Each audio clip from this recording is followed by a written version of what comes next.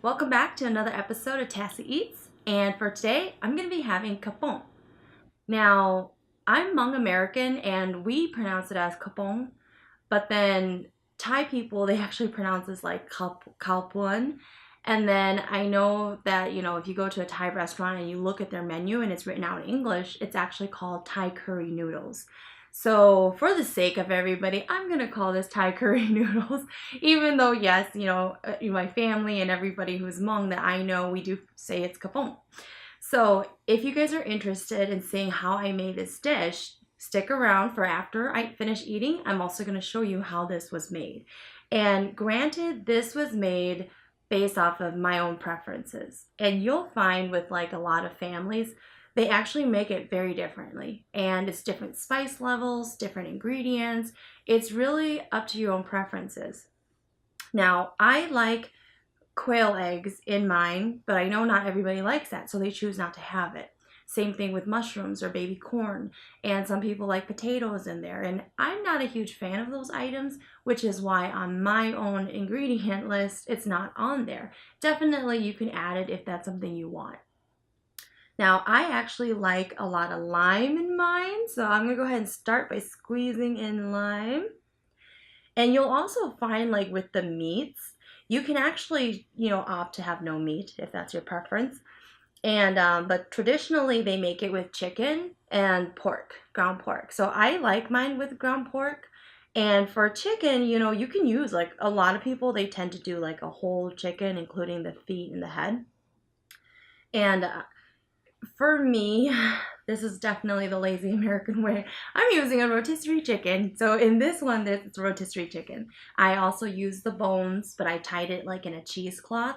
So then that way I could easily remove it. Or else later on in the soup, you're trying to pick out all the bones. And I know some people, they really like that. Because it's a little bit more bitter, some people, they prefer the green cabbage, but either one's really good for me. And I have like fresh Thai peppers in here, so I'm just gonna go ahead and stir this all together. And it's really funny because so when you're eating like pho or Khao Poon, I've always known to like you drink and eat the broth. But I have this friend and their whole family, they don't eat the curry broth in the Khao Poon. They actually, because I'll ask them, like, do you want a spoon with your bowl? And they'll be like, this isn't pho. So they kind of just use it as something that coats their noodles, but they don't actually drink the broth. And I drink the broth, so. And some people like a ton of broth in theirs, and, again, it's just preferences and what you prefer. All right, and I do apologize in advance. There's going to be some slurping, some mess, because with the Khao Poon noodles, it is a very wet-based noodles, so it tends to kind of go everywhere that it wants to. Okay, so I got a big chunk of bamboo here.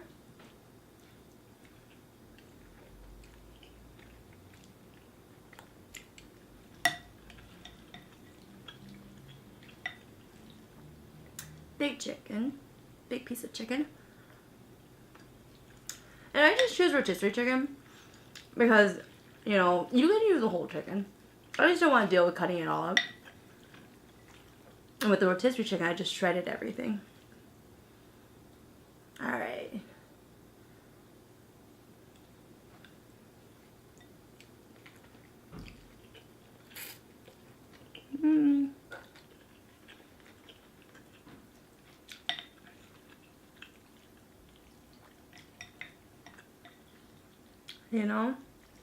I'm going to go and add a little bit more broth to this, so I'll be right back. Okay, so I added a lot more broth in here now. Alright. Quail eggs are definitely my favorite in Khao Poon. And it's funny because most of my life eating Khao Poon, I would not eat this. I would not eat the curry noodles in my Thai curry dish because I always found that it was kind of disgusting. And it was definitely because I was young and, I didn't really understand like different things yet as far as like my taste buds and what I like or I don't like. So I remember the first time I was told to try it, it was a kid. And he kept telling me, just try it. It's really good. And I was like, if so many people really like this, it must be good.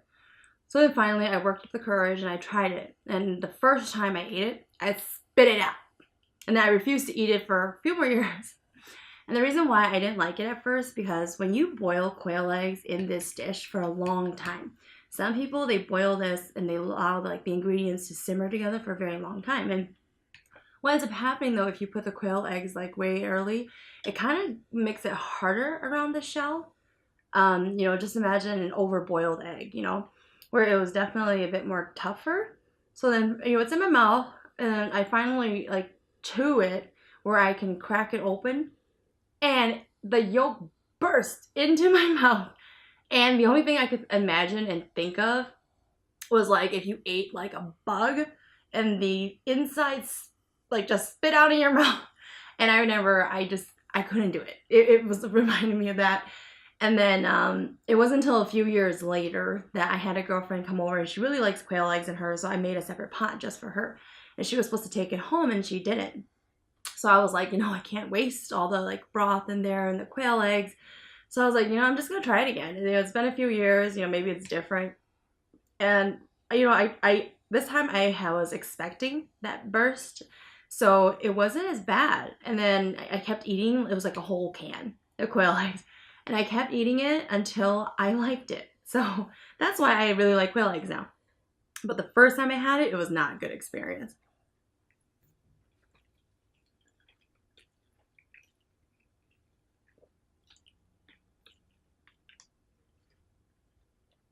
And every family mixes very differently. I've had this dish, tons of different families.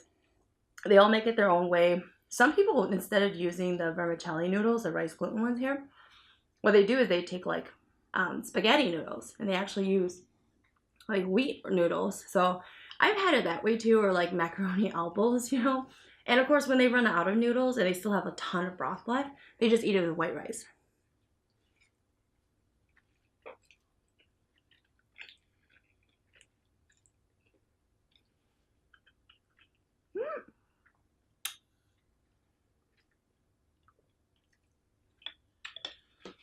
I can see I can see all the spots where my noodles have flung the sauce out. I'll be cleaning this table later. And the raw Thai pepper, some people, they don't eat it this way. They just prefer dry pepper flakes. But I put dry pepper flakes and the raw ones in here because the raw one gives me actually a bigger kick than just the dry pepper. You gotta chew through the seeds. That's where the spice comes from. If I can pick this up.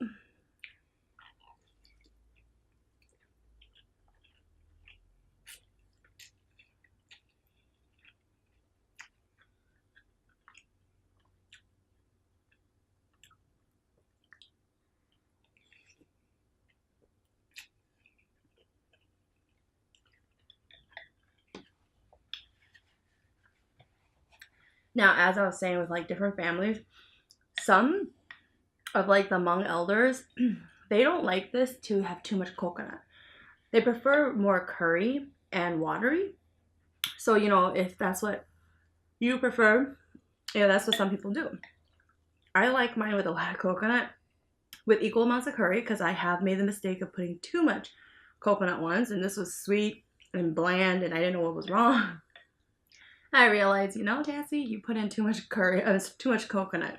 So then I put in another can of curry and then it balanced it out perfectly.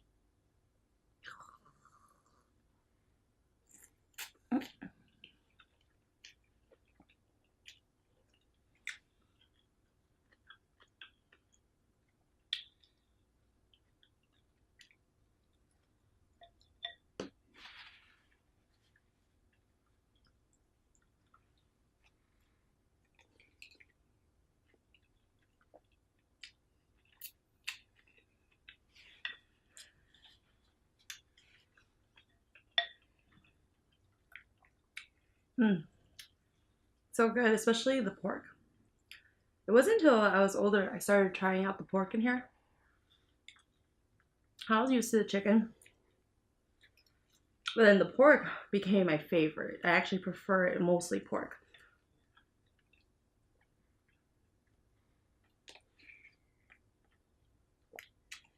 And when you do the pork, like the ground pork, I recommend doing lean as you can find, because you don't want like a huge chunk of fat that you're chewing through. Some people might prefer that, but for my own, I always choose a really lean ground pork.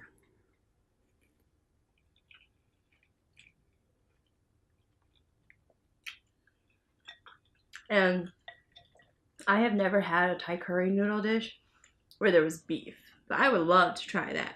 My favorite protein option would be beef. I would choose beef over everything. And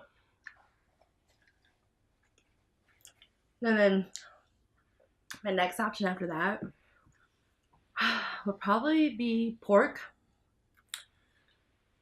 Chicken, I'm not a huge fan of chicken. If I eat chicken, it has to be dark meat. I'm not a huge fan of white meat. I mean, I love fried chicken, but fried dark chicken.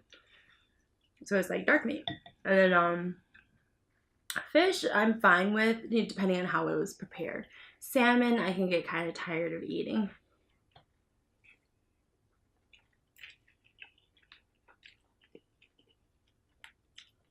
And I love the ginger in this dish.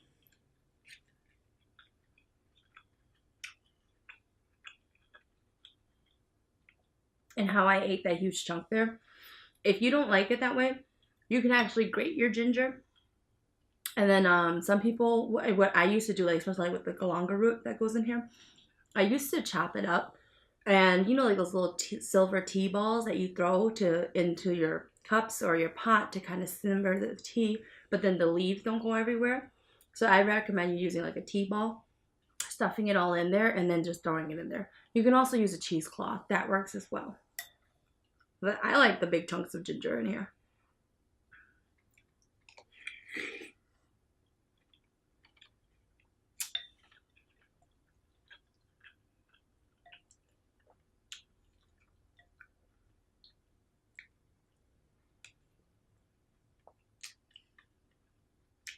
My quail egg.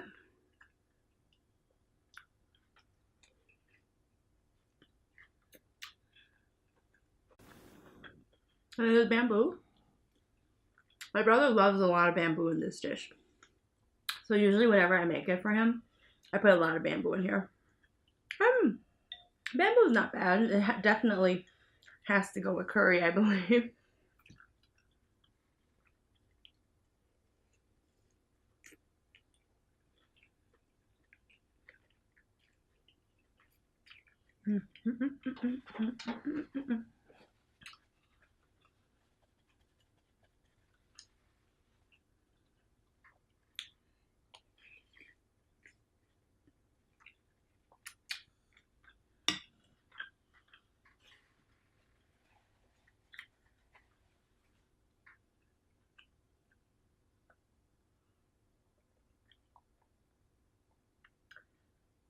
And I will say that a lot of kids, when they eat Khao Poon, they don't like all the veggies that most people, adults put on there. And the cabbage thing really, the raw cabbage, it really just gives it a crunch. So that when you're eating the soup, because the noodles are soft and everything, the cabbage gives it this fresh crunch. And that's why I really like the cabbage. But when I was younger, I didn't like the cabbage. So, excuse me there.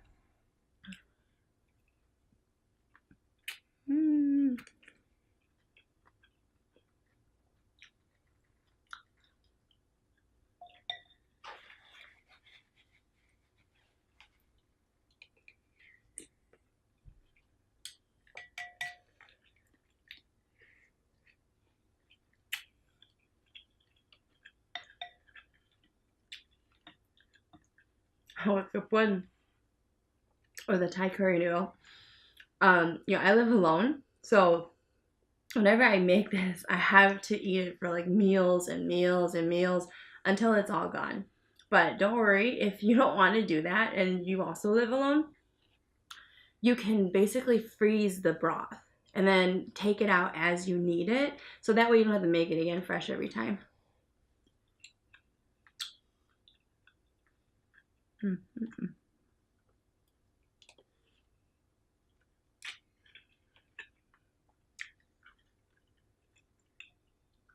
And I actually have some of the chicken skin in here from the rotisserie. But if you don't like the chicken skin, whatever parts you don't like, don't add it. You don't have to. You know, the chicken part, it's really just the proteins that you're putting in there. Granted, you know, some people prefer their Khao Poon broth to be a little fatty.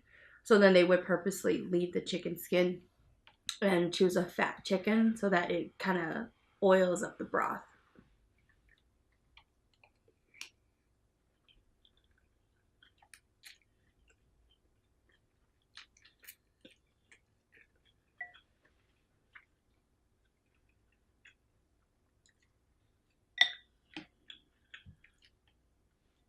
And there is shrimp paste in here. So this really, you really just taste the curry, the coconut, the shrimp paste in here.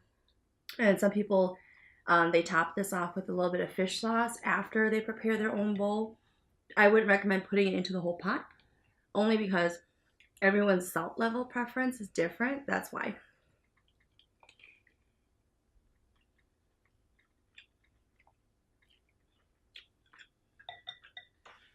And I don't like bean sprouts. I think bean sprouts are like fillers. So now I go to a restaurant and they serve me my condiments that come with my like my pho or this dish. I don't ever use the bean sprouts. I'm not a huge fan of bean sprouts. I do like it cooked though, where it's not like so much like in pad thai kind of cooked, but a Korean side dish noodle. I'm sorry, not noodle, but a Korean side dish that they actually use the bean sprouts. They kind of boil it and then they add seasonings to it. So I do prefer it that way. Excuse me a second.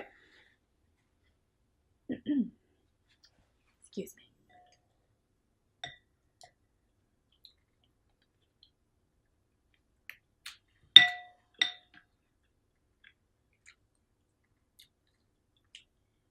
Tons of meat in here.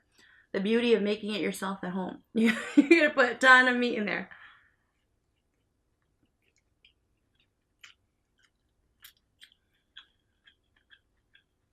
Mm. One new thing at a lot of families, like Hmong families I've known, they actually take the meatballs, the beef meatballs from pho, and they actually add that in here. Personally, I don't like it that way. That's why I don't make it that way. Because, you know, I believe that certain parts of a dish belongs only to that dish. You know, I don't like it when, you know, I'm eating something and I understand fusion food, but I feel like it's gotten out of control. So I might get a lot of flack for this, but it's the truth from myself. I feel like there's a lot of fusions where they're trying to make kapong taste like pho.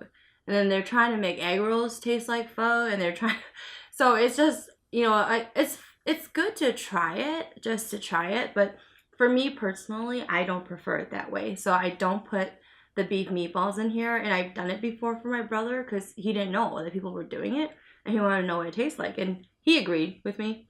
It's such an odd texture to eat the faux meatballs because it's you know, it's tougher. It's totally a different profile, and it's beef normally that they use. So and this is more of a chicken kind of a dish. Granted, I put pork in mine, but the pork consistency is similar to the chicken consistency, but the beef meatballs are a bit chewier. So it's just it kind of stands out, and I don't really like it in my Khao Poon.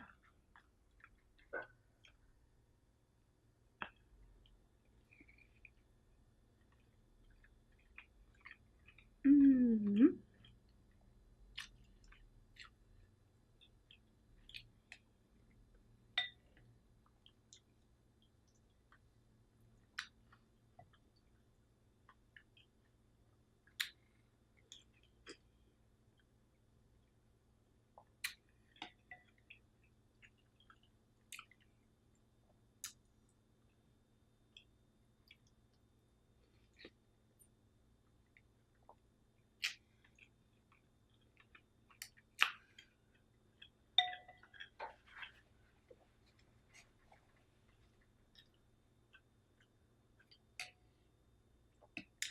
And as you can see, I take very big bites with my food.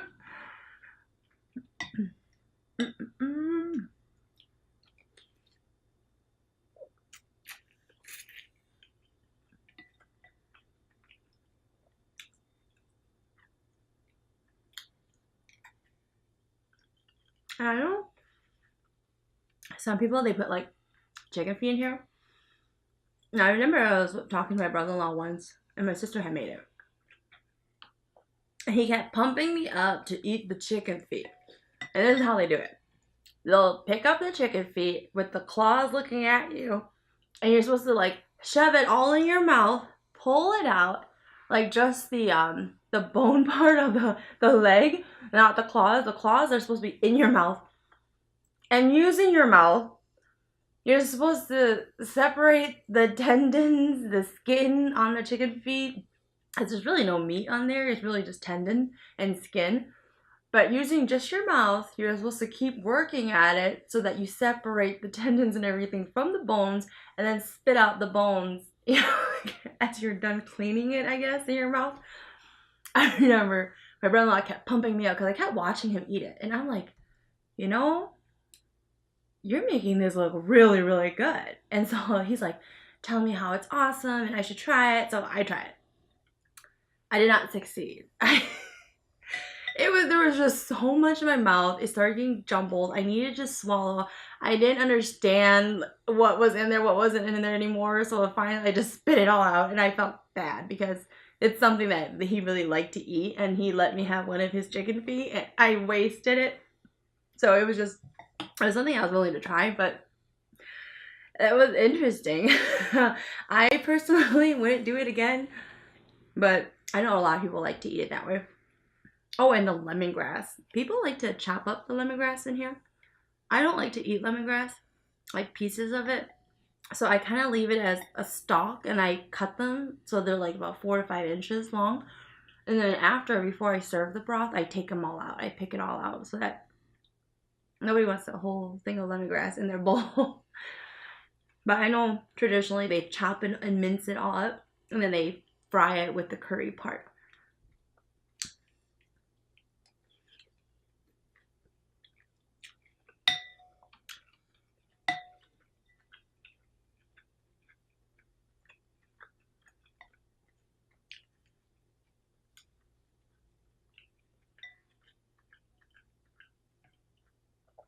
Coming to the end.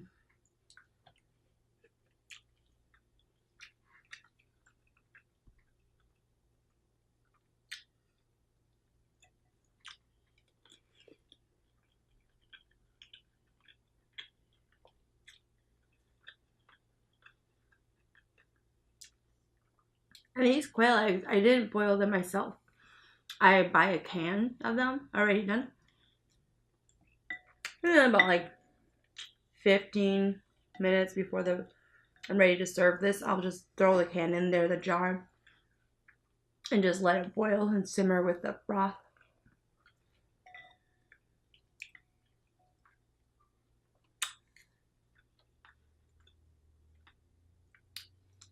And my bamboo.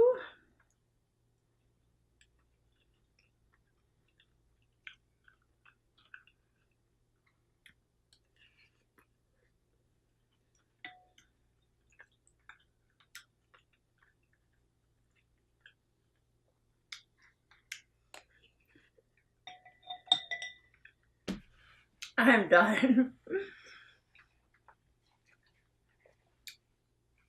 Alright guys, if you're interested in seeing how this dish is made, stick around. I'm going to show you how it was done. And then if you guys want to see future videos from me, don't forget to subscribe. And if you like this video, don't forget to give it a thumbs up.